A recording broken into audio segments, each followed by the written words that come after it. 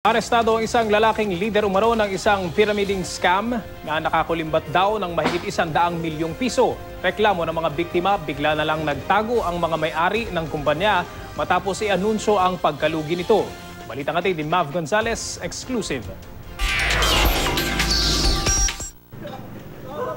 Napasugod sa headquarters ng Northern Police District ang mga biktima ng isang pyramid scam matapos maaresto ang lider ng kumpanyang kumulimbat umano ng kanilang pera.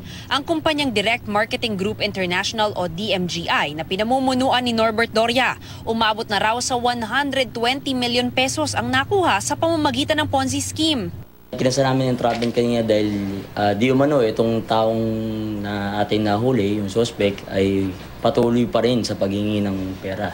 Kwento ng isa sa mga biktima, nalaman niya ang tungkol sa DMGI sa Facebook. Marami namang nag-invite sa akin sa mga networking businesses pero never ako nag-join. Dito nag-join ako because of the character ng person.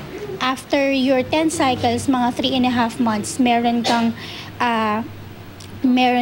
yung 1,000 mo magiging 2,000 pesos. Tapos may libre ka pang 30 kilos ng bigas.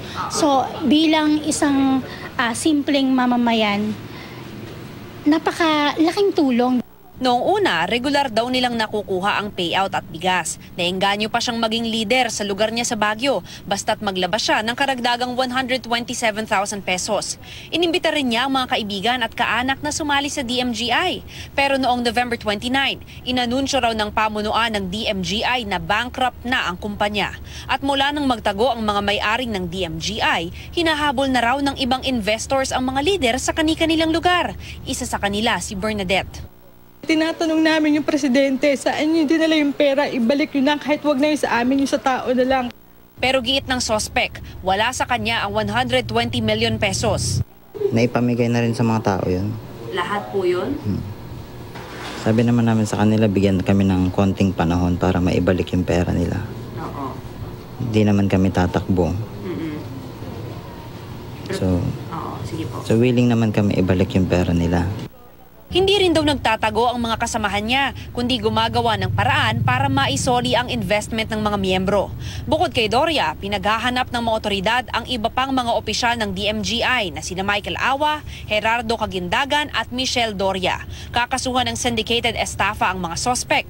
Hinihikayat naman ng pulisya ang iba pang nabiktima ng DMGI na magreklamo sa mga presinto sa lugar nila. Paalala rin ng mga otoridad. Alamin natin sa pag-invest kung legal ba ito, hanapan natin ng mga kaukulang dokumento upang masabi natin na legal ang negosyo na pinapasok natin. Upang sa ganun, maiwasan din po natin maloko. Mav Gonzalez, GMA News.